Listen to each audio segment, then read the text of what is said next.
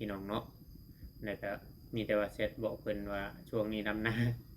เร็วนั้นก็ต้องกราบขอโทษขออภัยหลายๆพี่น้องเลยเนาะแล้วก็แวะเวียนเข้ามาทางนี้ก็เพื่อมาขอกำลังใจจาก FC บางคนเพิ่นก็เงียบหายไปแต่เพิ่นก็อาจจะลืมเฮาแหละถ้าว่าเวียงเปิดบ่ได้กุ้งได้ถ้าเปิดกุ้งมันสิแห้งกว่านี้คือว่ายังนั่นอยู่เพราะว่าน้องๆส่วนหลายอาจจะอาบน้ำอยู่ให้อยู่หน้าพุ่นแหละพี่น้องเลยคนเพิ่นเข้ามาเวียงมาสากแบตใหม่เนาะมีแต่ว่าสิรีวิวให้พ่อแม่พี่น้องได้เบิ่งเพราะว่าตอนนั้นต้นนี้มันบ่อยากเหยียบได้ปะต้นนี้มันบ่โป่งยอดเลยเราคิดว่ายันมันบ่ติดต้นวันนี้โป่งยอดงามแล้วบัด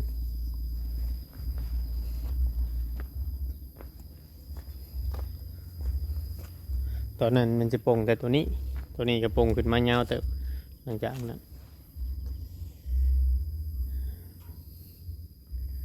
ถือว่านั่นอยู่พี่น้องเนาะ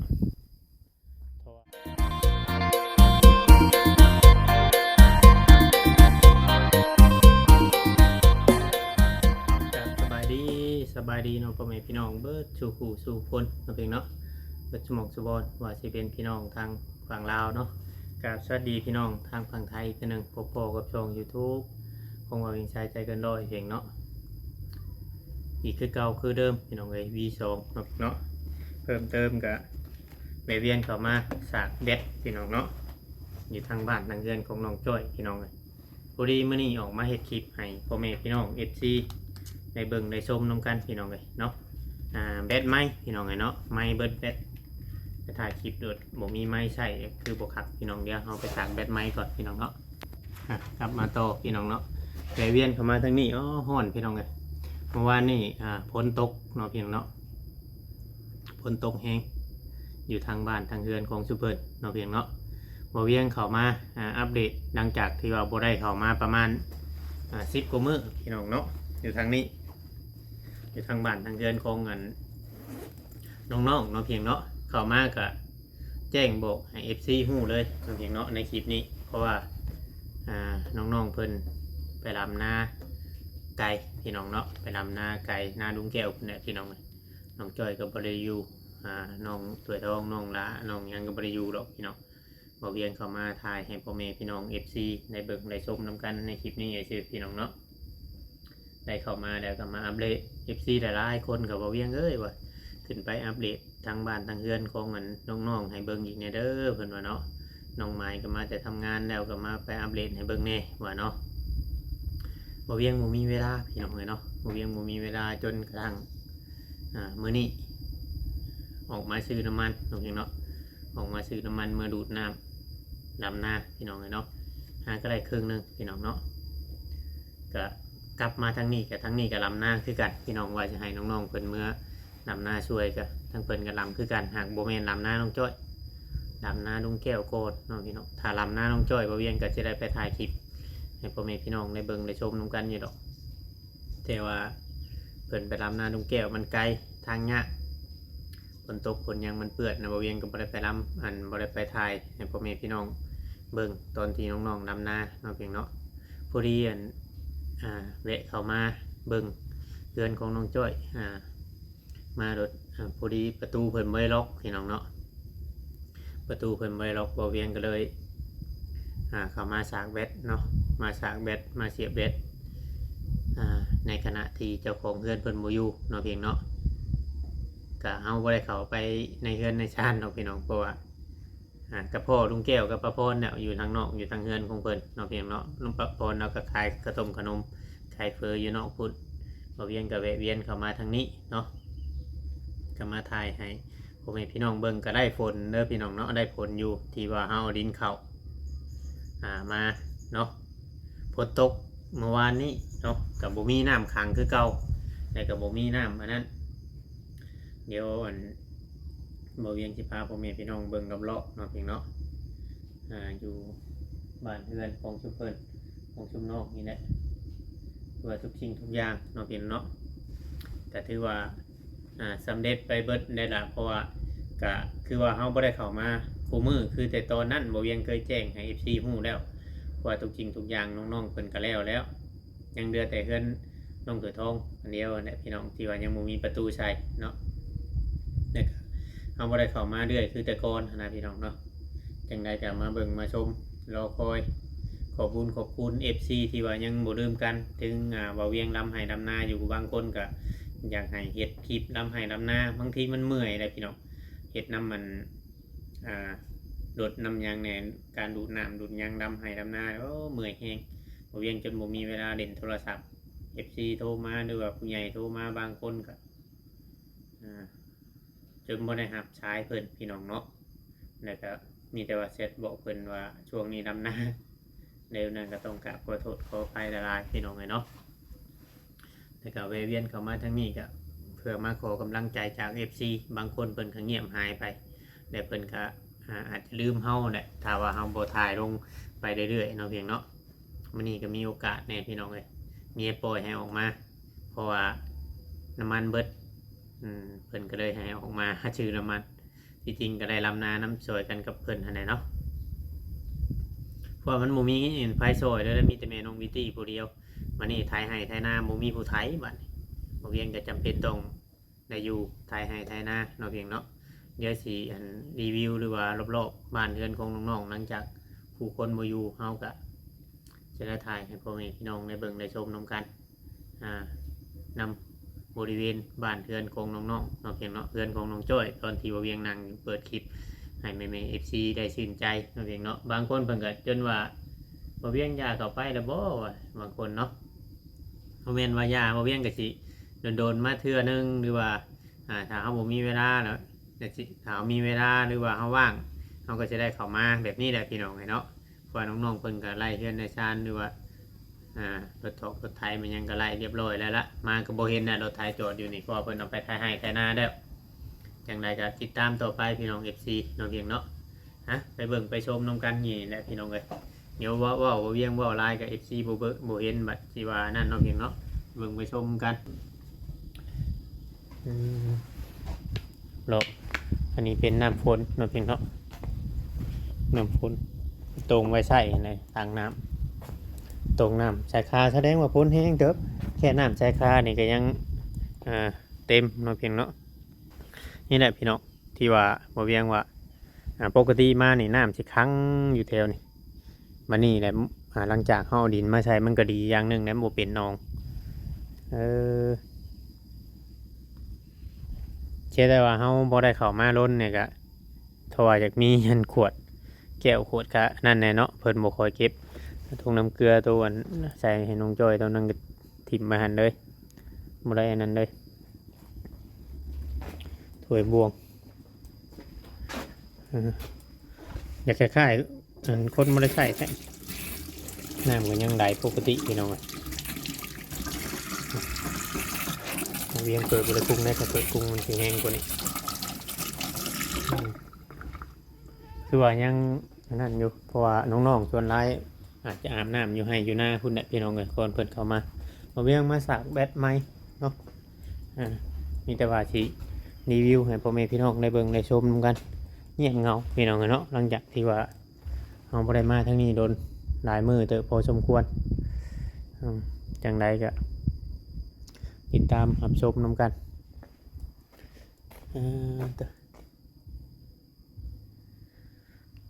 มากับพอได้มีใครแต่ว่าน้องจ้อยเราไปเพราะว่าคือว่าในลุงแก้วเราเล่นไปเล่นมาอยู่เพราะว่าลุงแก้วบ่ได้ไปเราบ่ได้ล็อกเงินตัวนี้ปกติสิล็อกประตูได้ถ้าว่าเราไปข้างนอกข้างยังเนาะเพียงเนาะปกติสิล็อกประตู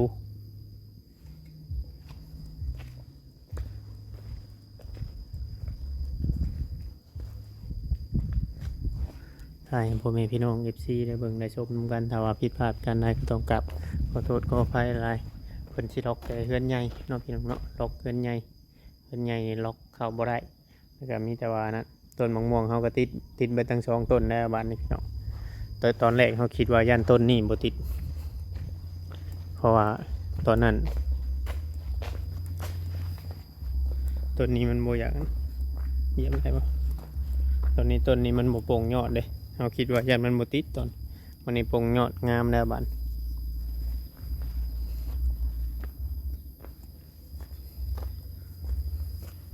ตอนนั้นมันจะปงแต่ตัวนี้ก็ปงขึ้นมายาวเติบหลังจากนั้นถือว่านั่นอยู่พี่น้องเนาะเพราะว่าเงียบเพราะว่าบ่มีคนนั่นแหละเพราะว่าน้องๆไปลำให้ลำนาคือเขาได้แจ้ง FC ไว้ในยามนี่ถ้ามาถ่ายก็อาจจะบ่พอภัยแต่ก็สิได้ถ่ายรีวิวให้พ่อแม่พี่น้องเบิ่งเนาะเดี๋ยวเราจะไปทางนั้นเรือนของน้องไม้เรือนของผู้ช่วยก่อนมาสากเบ็ดพี่น้องมาสากเบ็ดแล้วก็เลยถ่ายพ่อแม่พี่น้องได้เบิ่งได้ชมน้ำกันผมมีไฟอยู่เลยพี่น้องนี่เรือนน้องดาเรือนน้องแซดะทางคุณจะเป็นเรือนน้องดาวทางเขาผู้ช่วยทางเงินสร้างพุทธเพิ่นได้มามุงหลังคาบาดาลน้ำเนาะเพียงเนาะเป็นทีเรียบร้อยแล้วแหละเพิ่นมุงเห็นแต่ในคลิปน้องแซดะเนาะที่ว่าเพิ่นเห็นคลิปออกมาให้ FC เบิ่งแต่มามื้อนี้บ่ได้พอผู้ใดหรอกแต่ว่าบ่ได้นั่นแล้วก็เฮาก็มีแต่ว่าคิดว่าสิน้องจ้อยเพิ่นสิอันนั้นเพราะว่าเห็นรถนั่นเขาลุงแกออกไปเพราะว่าเวียงส่วนหลายเพิ่นสิอยู่เพื่อนน้องจ้อยนี้พอเวียงเข้ามาหาลุงแก้วกับป้าพรแล้วก็เลยเสี่ยงทับเนาะเพียงเนาะหลังจากที่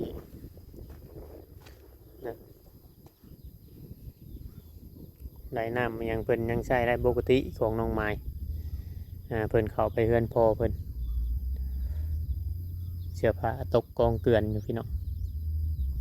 ตอนนี้น้องเคออกมานอนอยู่เนาะพี่เป็ดกูเพิ่นอันนี้สิเป็นสวนมันเขาน้องวีแต่ว่ามันตายหลายกว่ายังอันตายนี่หลายกว่าตัวยังมันลำมันทีเดียวบัดบ่ได้อันนั้นเลยวันนี้ฝนตกแห้งดีได้ทางนี้พี่น้องไงเนาะน้ำอ่างน้ำขังสูบลงในเติบเนาะเพียงเนาะอันเพื่อนชานของเพิ่นดินนี่ยุบลงในเติบพี่น้องFCหลายคนเพิ่นก็อยากเห็นนะพี่น้องเพิ่นอยากเห็นเพิ่นอยากให้เฮามาถ่ายแต่ว่ามันเวลาพี่น้องเนาะเวลาเฮาขึ้นมาพี่น่ะมันไกลแต่บัดนี้ทางบ่เวียงวัดยังเฮ็ดเวียกอยู่ยังดำไห้ดำนาอยู่ยังบ่ได้บางคนก็เพิ่นอยากให้เอาน้องๆเมื่อช่วยเนาะบ่แม่นว่าช่วยชื่อดอกพี่น้องถ้าเพิ่นเมื่อก็บ่เวียงสิจ้างอยู่แต่ว่าชุมเพิ่นยังติดเวียกติดงานชุมเพิ่นยังดำไห้ดำนาคือกันเนาะว่าทางนี้ก็หากระลำพอดีเลยดินเรานี่เนาะหยุบลงฝนตกให้คักก็ดีเมื่อวานตกให้เราคักก็ดีพี่น้องไงเนาะเจ็บมับพี่น้องไงเนาะคักนี่พ่อเพิ่นอยู่แต่เพิ่นบ่ได้โจทย์ทักทายบ่เวียงดอกมือเช้านี่เพิ่นขี่รถผ่านบ่เวียงอยู่เฮือนลุงแก้วฮะเพิ่นมีแต่ว่าไปนะก่อนเด้อเนาะทางผู้ช่วยครับช่างพูดเพิ่นขี่รถกายเลยเพิ่นบ่ได้โจทย์ก็เพิ่นอาจจะพาไปลำให้ลำหน้าเพิ่นนี่เราเอามาถ่ายอัปเดตให้พ่อแม่พี่น้อง FC ได้เบิ่งได้ชมนำกันก็เป็นการดีที่ว่าเฮาเอาดินเข้าได้ฝนตกห้ำมันก็สิแน่นสินำขึ้นกว่าเก่าเนาะเพียงเนาะแน่นนำขึ้นลายนี่แต่ว่าคักแน่ได้บัดนี้เนาะแต่ว่าเพิ่นมีเงินมีคำหรือว่าผู้รักผู้ใหญ่ช่วยเหลือโครงหลังคาก็ต่อไปก็คือว่าสิบ่ต้องเอาน้ำเข้ามีแต่ว่าอะไรเงือบอะไรยังมากระเทพื้นเทยังได้เลยเหลือโครงหลังคาเนาะเพียงเนาะคือว่าวันนี้ช่วงนี้ก็เบิดงานเฮ็ดแล้วเขาลุงแก้วแล้วก็เบิดงานเฮ็ดแล้วก็อาจจะบ่ได้อันนั้นที่บ่มีงานว่าเนาะ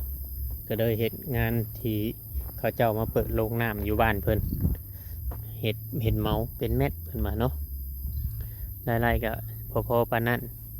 แต่ว่าเฮาใจอยู่ดอกพี่น้องเวียกงานอยู่บ้านเฮามันบ่ได้ไล่ง่ายๆอีหยังก็ได้มีแต่ว่ารอเบิ่งเนาะพี่น้องว่าสิเป็นแนวใดหรือว่าสิมีไผเป็นสะพานบุญหรือว่าเพิ่นสิเฮ็ดเองเพิ่นหรือว่าทางใดสิเป็นสะพานบุญให้ก็ดีได้พี่น้องให้เพิ่นเฮ็ดให้มันแล้วและอยู่ได้เช้าคือน้องๆเนาะเพียงเนาะพอจะมีบ่อนพักบ่อนเช้าช่วงนี้ก็คือว่าเนี่ยอยู่น้ำเพื่อนลูกนั่นแหละเนาะลูกบ่แพงแม่บ่แพงลูกมันก็อยู่น้ำกันยากได้พี่น้องตอนนี้ก็อยู่น้ำลูกไปก่อนพี่น้องเนาะทุกคนมันก็ต้องอันนั้นคือกันนั่นแหละแต่ตอนนี้เพิ่นยังอยู่น้ำลูกเพิ่นเฮ็ดให้เฮ็ดหน้าน้ำกันนั่นแหละเนาะพี่น้องหักแพงกันนั่นแหละแม่กับลูกวะ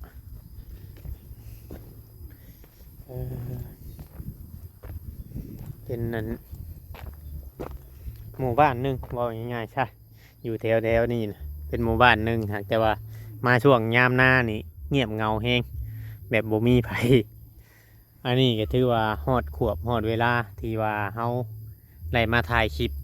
เนาะพี่น้องปีที่แล้วเนาะเฮาก็เข้ามาช่วงนี้แหละพี่น้องไอ้ปีที่แล้วนี่เข้ามาช่วงนี้แหละเข้ามา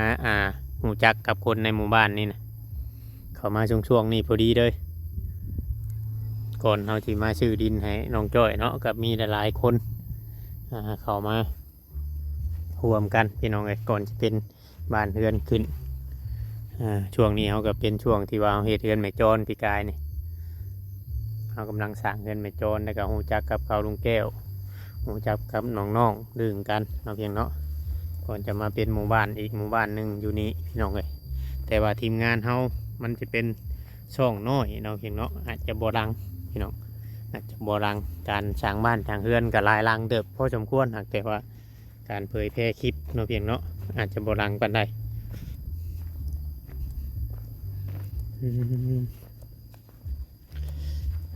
พี่น้องไงเนาะน้องไม้ก็มาแต่ทำงานแล้วพี่น้องบ่เวียงก็เข้าไปทักทายเพิ่นนั่นแหละอยู่ทางเฮือนของปุ่นเฮือนพ่อเพิ่นเนาะเพิ่นเมื่อลูกอาจจะอยากเมื่อเด่นเมื่อยังขนาดพี่น้องเลยเนาะเขาก็อันนั้นหลอดไฟนี้เป็นหลอดไฟทางขึ้นนี้ที่ว่าเราว่าใส่บ่ได้เนาะเป็นหลอดไฟทางขึ้นนี้แต่หลอดยาวพอตอนที่ว่าเวียงชื่อเข้ามาในหลอดยาวยังใส่ไรเบิดทุกหลอดมันบ่มีบนอยู่หรอกวะถ้าฝนตกนี่เปียกไปเลยฝนตกแล้วมันลมเสื้อผ้าเราตกเนาะมันบ่มีบนอยู่หลอดไฟกับบ่ปิดอย่างไม้เนาะฝนตกแล้วบ่มีบนอยู่เสื้อผ้าหน้าเพยังเนาะยังดีดอกพี่น้องยังดีแบบว่ามันนั่นอันนี้น้ำบ่ขังหมู่นี่เนาะปกตินี่น้ำแถวๆนี่น้ำขังจน FC ว่าเอาปลามาปล่อยแล้วบ่เวียงว่ะนั่นนี่เนาะก็เลยอันนั้นจน FC เพิ่นท่วงเพิ่นพี่น้องเลยตอนวันนี้เพิ่นใช้2รถเนาะทางผู้ใหญ่ใจดีเพิ่นซื้อให้เพื่อนน้องจ้อยเฮาก็ใช้รถนึงก็บ่มีน้ำขังแล้วบ้านนี้ฝนตกก็ปลอดภัยผ่านจุดนี้ไปแต่มาสากเบ็ดไรจังหน่อยแล้วบ่เวียงก็สิได้เดินทางกลับพี่น้องเพราะว่ามาซื้อน้ำมันเนาะมื้อนี้มีเวลามาซื้อน้ำมันก็เลยออกมาเฮ็ดคลิปให้พ่อแม่พี่น้องเบิ่งนี่นะครับ FC ว่าบ่เชื่อกระตุกน้ำมันซื้อมาเป็นกะลอนน้อยเพราะว่ากะลอนใหญ่นี่มันเอาไปหยิ่นใส่กะลอนน้อยคือเก่านะบ่เวียงเลยบ่ได้ใส่แบบซะยังคือเก่าเนี่ยพี่น้องบ้านเฮือนของน้องๆแต่ละหลังแวะเข้ามาหาทางเพื่อนน้องเสือทองก่อนยังคือเก่าเด้อพี่น้องเนาะบ้านเฮือนของน้องๆแต่ละหลังนี่ก็ผู้ที่ยังบ่ได้ว่าง่ายๆใช่แต่ยังเดือประตูเพื่อนน้องเสือทองนี้กับเพื่อนผู้ช่วยยังบ่ได้เนาะผู้เลี้ยวก็ได้ไปพออยู่พอยังไป ที่ยังบ่สำเร็จน้องมาที่เผาเพื่อนน้องไม้นี้จงคือบ่เห็นครับปกติเขาบ่แม่นอยู่เพื่อนน้องไม้นี่ก็อยู่เพื่อนน้องถ้วยทองมามื้อนี้บ่เห็นพี่น้องเนาะอาจสิเจ้าของเพิ่นไปรำให้รำนาอาจไปนอนอยู่พุ่นเนาะสำเร็จไปมีแต่เพื่อนน้องจ้อยเพื่อนน้องดาวนั่นเองเนาะที่ว่าสำเร็จนะครับแต่น้องดาเนี่ยก็ยังเดือประตูตัวนี้ประตูของเยี่ยมนี้เนาะพี่เนาะ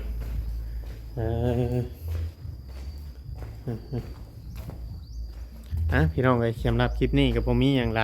เดี๋ยวเขาเอาไม้ก่อนจักหน่อยมันสิลืมก็จะได้เดินทางกลับแล้วเวลามันก็ค่ำแล้วพี่น้องเนาะจักหน่อยแม่น้องวิตี้สิว่าออกไปซื้อน้ำมันคือไปเลยเนาะพอเฮาบอกว่าไปแค่เดียวไม่ได้อยู่โดนนะพี่น้องเดี๋ยวเฮาสิเข้าไปเอานั่นก่อนจังใดก็ผิดพลาดกันใดก็ต้องกราบขอโทษขออภัยน้ำFCเนาะเพียงเนาะเนี่ยจะได้เดินทางกลับบ้านมาบ่พ่อพายกระยาพอได้ลมคุยกับลุงแก้วกับประพรเนี่ยพี่น้องเนาะไม่ก็ยังหาก็ได้ขีดเดียวได้ขีดเดียวนึงลมกับลุงแก้วประพรเนี่ยเมื่อกี้นี่แล้วก็จะได้ขอโตจบคลิปก่อนพี่น้องเลยเนาะถ้าว่าผิดพลาดกันใดก็ต้องกราบขอโทษขออภัยFCหลายเด้อพี่น้องเนาะคลิปนี้ก็สิไปก่อนแล้วพี่น้องก็ขอกล่าวคำว่าสบายดีบ่ทุกคนเนาะ